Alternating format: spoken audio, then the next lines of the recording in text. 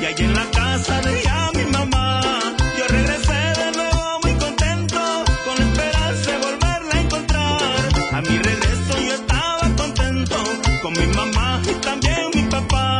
Cuando me vine me habló con tristeza, el año entrante no me encontrarás. A los 10 meses de haberme vendido, mi corazón empezó a presentir. Era mi madre que había fallecido, cuando lo supe yo no pude ir.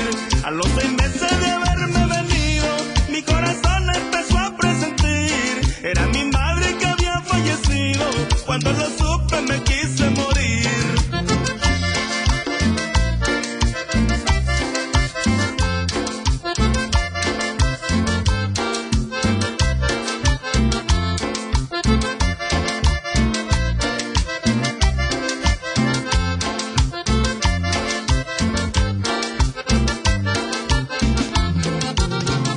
Es el sabor del bajo afromexicano de José López Cisneros.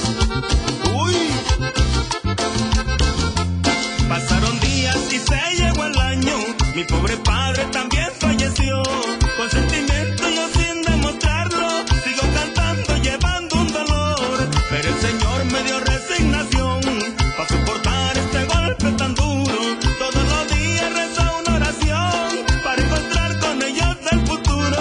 Le doy las gracias a mi Dios del cielo, porque juntito me tiene a los dos. Yo aquí en la tierra rezaré por ellos, y ellos de allá me dan la bendición. Le doy las gracias a mi Dios del cielo, porque juntito me tiene a los dos. Yo aquí en la tierra rezaré por ellos, y ellos de allá